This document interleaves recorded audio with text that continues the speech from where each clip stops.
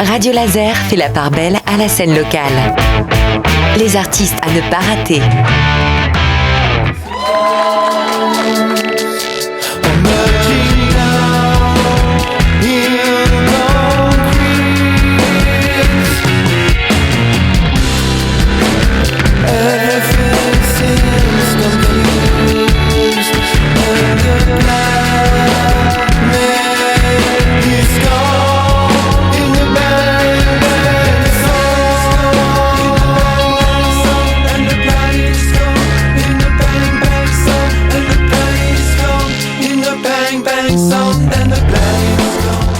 On est bien cette semaine avec le groupe Megadisc. Le trio rennais vous dévoile son album Venus is Red.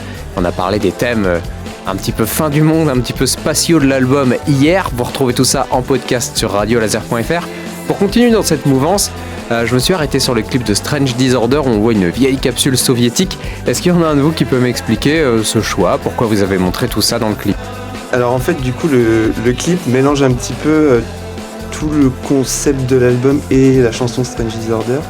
C'est-à-dire d'imaginer que en fait quand les Russes ont envoyé la première sonde sur Vénus, et ben en fait là encore ça c'est impossible mais en fait il y avait quelqu'un dedans et ce quelqu'un a réussi à survivre sur Vénus et en fait il s'est rendu compte que Vénus ressemblait vachement à la Terre à un moment.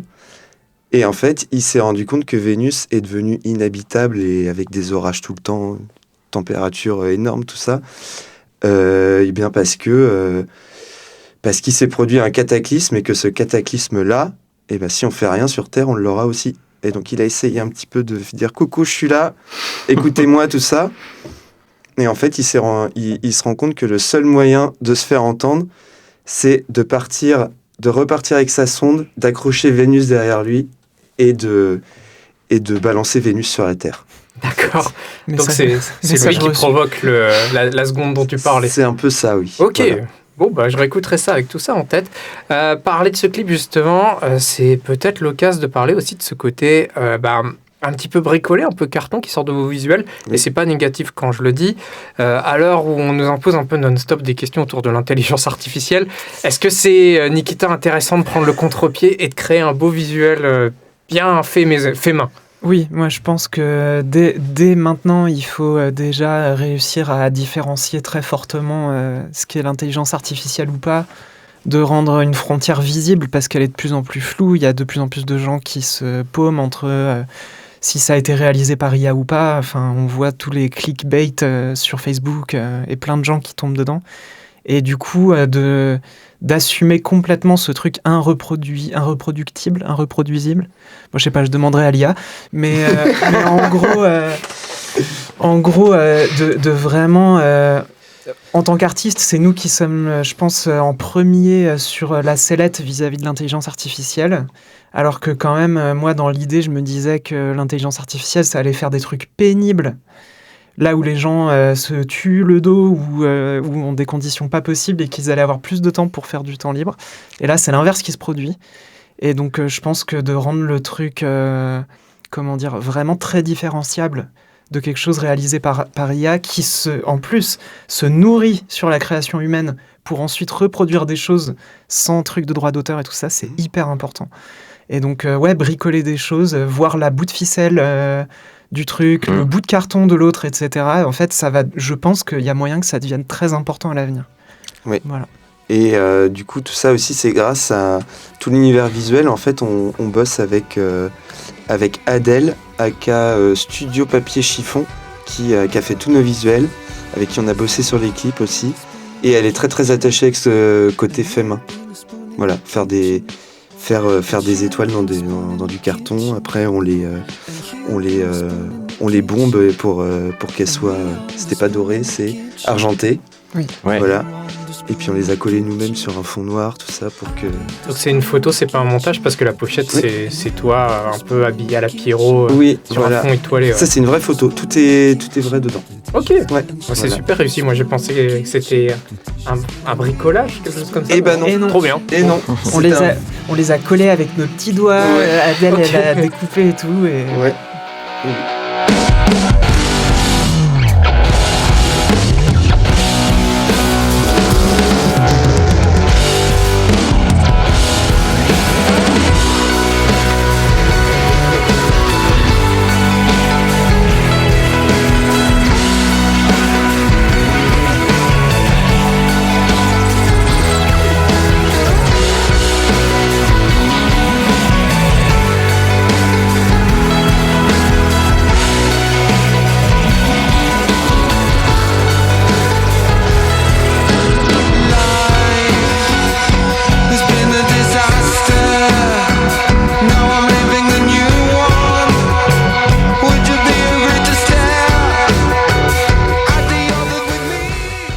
Bah, en tout cas, Marius, c'est une façon de faire un peu de résistance. On entendait ce que Nikita disait sur l'intelligence artificielle.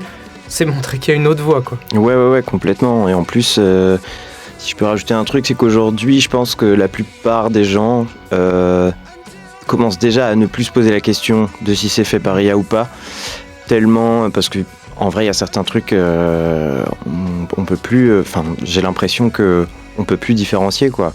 C'est vraiment, il y a des choses qui sont assez époustouflantes, mais du coup, ça fait un peu flipper en même temps. Et du coup, pour rejoindre ce que tu disais, Nikita, justement, montrer le fait main, c'est d'autant plus important aujourd'hui. Et je pense que c'est des choses en vrai qui vont revenir. Enfin, je suis un peu.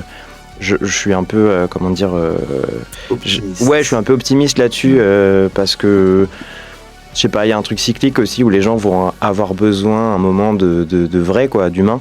Et je l'espère en tout cas. Si je peux recommander un truc sur YouTube, ça s'appelle comment ça s'appelle déjà l'angoisse existentielle de l'usine à trombone de Ego. Ok. Et en fait, c'est hyper bien, il décrit d'une façon... Alors, ça fait un peu badé, hein, mais c'est vraiment... moi, j'adore. Enfin, on est vraiment dans la science-fiction et un petit côté rétro-futuriste qui se passe maintenant.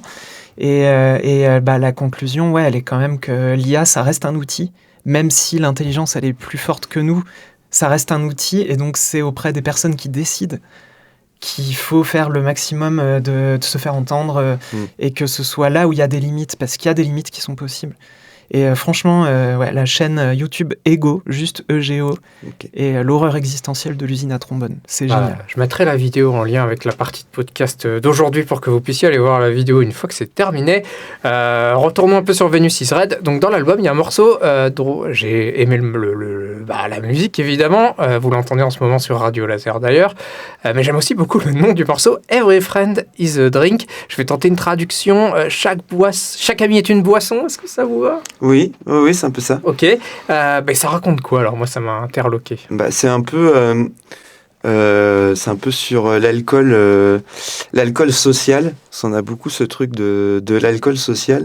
Et en fait, au bout d'un moment, on pourrait se demander est-ce que j'invite des gens pour les voir ou est-ce que j'invite des gens pour avoir une excuse pour boire ? Moi, c'est une question des fois que je me pose. Voilà. Ouais, ok. Ouais. Qui peut et donc du coup voilà c'est un peu pour parler de ça quoi. Ouais. C'est un vrai sujet, je pense. On en parle de plus en plus de cette question de l'alcool qui est quand même un peu omniprésent dans la vie française. Bah oui surtout dans la vie française j'ai l'impression. Qu'est-ce que vous en pensez tous les deux ? Moi je bois pas. Ok. Ah bah oui. Donc bravo. Bravo, je sais pas. Mais... Non, je sais pas. Moi, je bois trop.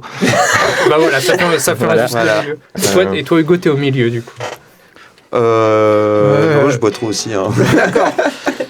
Et puisqu'on s'est pas étendu plus que ça sur ce morceau, Every Friend is a Drink, on va l'écouter sur Radio Laser maintenant et on retrouve Megadisc demain, même heure, sur la même station, Radio Laser évidemment, et on parlera des transmusicales.